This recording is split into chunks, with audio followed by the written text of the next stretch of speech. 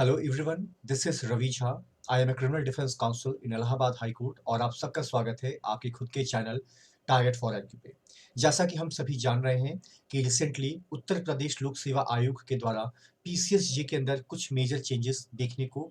मिले हैं। आमतौर पे अगर उन चेंजेस की बात करें तो ज़्यादातर चेंजेस आपको जीएस के पेपर वन के अंदर देखने को मिलेंगे और जो लोकल लॉ और पीनल लॉ का पेपर आपका हुआ करता था उसके अंदर आपको देखने को मिलता है। ये बात अलग है कि इसके अलावा भी जहां आज से पहले आपके मेंस के अंदर 5 पेपर हुआ करते थे, अब उनकी संख्या बढ़ाकर 6 कर दी गई है। यानी कि आपका जो लैंग्वेज का पेपर था, वो अब आपका 2 हिस्सों के अंदर डिवाइड कर दिया गया है। जब हम पेपर जीएस की बात करते हैं, तो आमतौर पे जीएस का जो पोर्शन पहले आपके एग्ज़ाम में आता था, वो तो एज़ इट इज़ ही रहेगा, लेकिन उसके साथ ही साथ इस बार आपको 9 माइनर एक्ट अलग से देखने का मौका भी इसके अंदर मिलेगा। जब हम उन 9 माइनर एक्ट की बात करते हैं, तो यूजुअली हम ये कह सकते हैं कि जीएस के पेपर का जो डिवीज़न है, वो इक्वली शायद आपको देखने को मिले। यानी कि एक पार्ट जो आपका प्योरली जीएस पोर्शन को डेडिकेटेड होगा, वहीं दूसरे पार्ट में आपको सिर्फ़ और सिर्फ़ लॉ से रिलेटेड सब्जेक्ट पढ़ने का मौका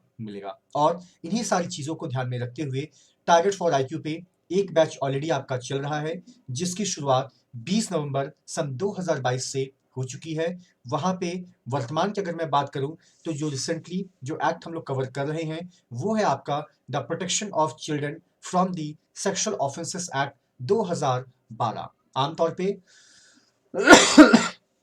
अगर हम इस टोटल ओवरऑल बैच के कॉन्सेप्ट की बात करें, तो इस बैच के अंदर सिर्फ और सिर्फ इन्हीं 9 माइनर एक्ट को लेकर चर्चा की जाएगी और आपके पास जो बैच की टाइमिंग है, वो है सुबह 8 बजे से। अगर आप इस बैच के अंदर अपने आप को एनरोल कराना चाहते हैं, तो आप डिस्प्ले पर दिए गए नंबर 7500110314 पे कॉल या मैसेज करके आप एनरोलमेंट प्रोसीजर के बारे में जान सकते हैं। तो आइए देखते हैं कि आखिर the protection of children from the sexual offences act के बारे में कुछ बेसिक्स जानकारी जो एटलीस्ट हम सभी के पास होनी चाहिए। सबसे पहले तो आपको ये पता होना चाहिए कि इस एक्ट का सिर्फ और सिर्फ एक ही बेसिक ऑब्जेक्ट है और वो ऑब्जेक्ट है कि जो भी बच्चे हैं जिनकी उम्र 18 साल से कम है, उनको हर तरीके से लैंगिक शोषण से बचाया जा सके। आमतौर पे ये जो लॉ है, एक प्रकार का आपके लिए प्रिवेंटिव मेजर्स का काम करता है, वहीं दूसरी तरफ इसका जो पूरा का पूरा कॉन्सेप्ट है, वो पुनिटिव नेचर का भी काम करता है। जहाँ पे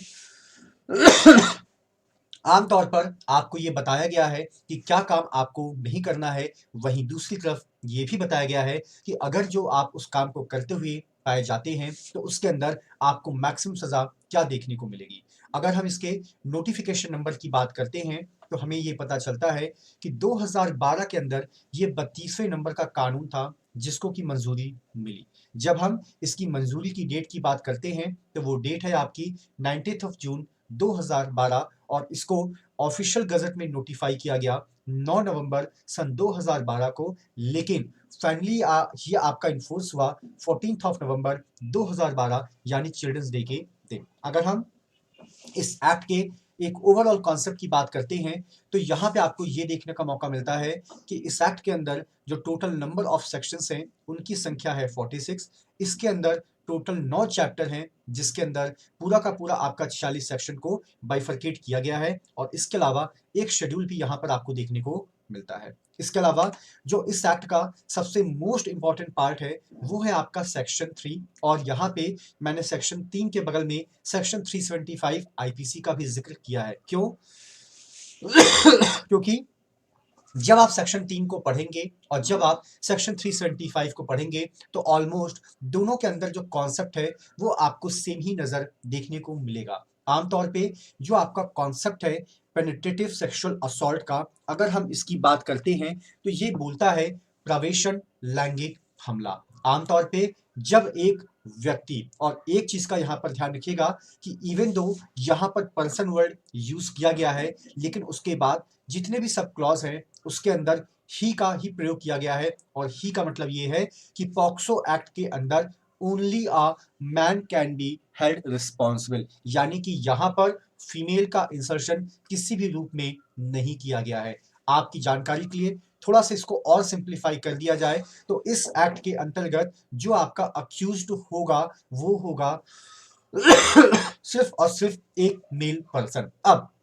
सवाल यहाँ पर ये आता है कि आमतौर पे जिसको हम प्रवेशन लैंगिक हमला बोलते हैं या पेनिट्रेटिव सेक्सुअल असॉल्ट बोलते हैं, पर्टिकुलरली वो होता क्या है। तो अगर हम इसको देखें थोड़ा सा डिटेल में, तो हमें ये पता चलता है कि आमतौर पे एक व्यक्ति के द्वारा ही एक प्रवेशन लैंगिक हमला किया जाता है, that is called penetrative sexual assault. और वो जो व्यक्ति है करने वाला, वो है आपका एक मेल पर्सन। आमतौर पे जब हम इसके क्लॉज ए की बात करते हैं, तो यहाँ पर साफ तौर पर लिखा है कि जब एक मेल अपने पेनिस को किसी भी बच्चे के वेजाइना या माउथ या यूरेथ्रा या उसके एनस में इंसल्ट कराने की कोशिश करता है या इंसल्ट करता है, चाहे किसी भी सीमा तक, या वो उस बच्चे को मजबूर करता है कि वो अपने वेजाइना, माउथ, यूरेथ्रा या एनस को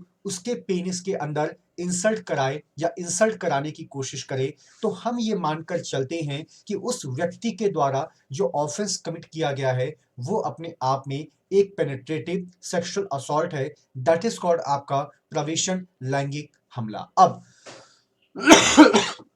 यहाँ पे आपको थोड़ा सा समझने की जरूरत होती है। अगर हम इसको दो पार्ट में डिवाइड करें, तो एक पार्ट का कॉन्सेप्ट तो आपका बिल्कुल क्लियर है कि जब एक मेल अपने पेनिस की मदद से इन बॉडी के पार्ट को इंसर्ट करने की कोशिश करता है, चाहे किसी भी लेवल का एक्सटेंट हो, तो usually that person has committed the offence of the penetrative sexual assault. लेकिन अगली जो लाइन आपकी लिखी गई है, makes the child to do so with him और एनी अदर पर्सन, इसका मतलब क्या है कि आप उस बच्चे को जिसकी उम्र 18 साल से कम है, वो बच्चा मेल भी हो सकता है, वो बच्चा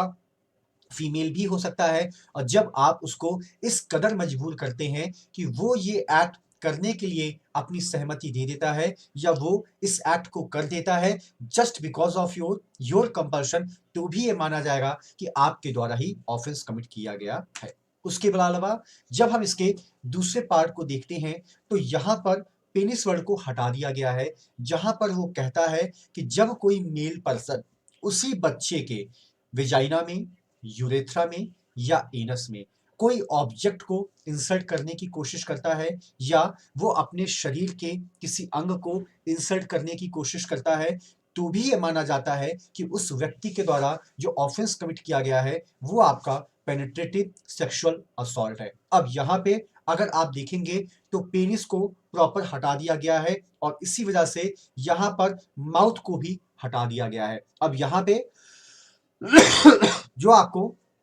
बॉडी ऑर्गन नजर आ रहे हैं, वो यूजुअली हैं आपके वेजाइना, यूरेथ्रा और एनस, और यहाँ पर भी बच्चे के जेंडर को डिग्निफाई नहीं किया गया है, यानी कि वो बच्चा मेल भी हो सकता है और फीमेल भी हो सकती है। तो यूजुअली जब कभी भी आप किसी भी ऑब्जेक्ट या बॉडी पार्ट को आप किसी भी बच्चे के इन शरीर के अंगों में इंसर्ट करने की कोशिश करते हैं या इंसर्ट करते हैं, या आप उस बच्चे को इस कदर मजबूर कर देते हैं कि वो इन कामों को स्वयं से करे या किसी दूसरे व्यक्ति के साथ करे, तो भी ये माना जाएगा कि आप ही उसके लिए रिस्पॉन्सिबल हैं। उसके बाद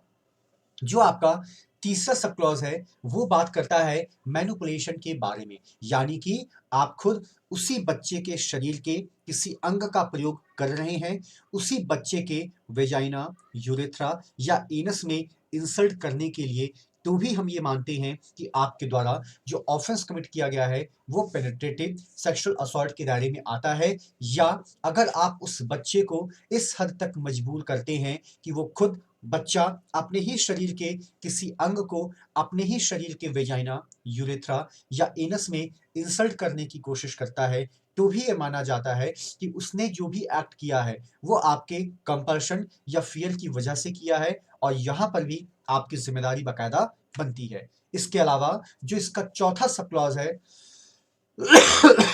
वो भी सेम इसी बात को रिपीट करता है, लेकिन यहाँ पे आपको ना तो पेनिस वर्ड नजर आएगा, ना ही यहाँ पर आपको कोई ऑब्जेक्ट वर्ड नजर आएगा, ना ही यहाँ पर आपको कोई मैनिपुलेशन वर्ड नजर आएगा, बल्कि यहाँ पर आपको जो वर्ड नजर आ रहा है, वो आ रहा है माउथ। यानी कि जब एक मेल, यानी कि एक पुरुष अपने मुख को किसी भी बच्चे के पेनिस, वेजाइना, एनस या यूरेथ्रा के पास ले जाता है या टच कराता है, या वो उस बच्चे को इस हद तक मजबूर करता है कि वो बच्चा खुद अपने पेनिस, वेजाइना, एनस या यूरेथ्रा को उस व्यक्ति के मुख यानी कि माउथ तक लेकर आता है और उनके बीच में एक प्रकार का टच का जो कॉन्सेप्ट स्टैब्लिश हो जाता है, तो भी हम ये मानकर चलते हैं कि आपके द्वारा जो एक्ट कमिट किया गया है वो है आपका पेनिट्रेटिव सेक्सुअल असॉल्ट। ठीक है, तो ये पूरा का पूरा जो कॉन्सेप्ट है, ये अगर हम पॉक्सो एक्ट की बात करें, और जैसा कि already I have told you कि इसके अंदर आपको डिफरेंट सेक्शंस और डिफरेंट चैप्टर्स देखने को मिलते हैं, तो उसके अंदर जो सेक्शन नंबर 3 है वो आपके एग्जाम के दृष्टिकोण से बहुत ही ज्यादा महत्वपूर्ण है। यूजुअली सवाल पूछा जा सकता है कि discuss the concept of the penetrative sexual assault. So it's all about that today's conversation. और इस बैच के अंदर अगर आप अपने आप को वाकई में इनरोल कराना चाहते हैं, तो आप डिस्प्ले के ऊपर दिए गए नंबर 7500110314 पे आप कॉल या मैसेज करके इनरोल कर सकते हैं। And thank you so much to all of you for all your love and support to the team of Target for IQ। Thank you so much.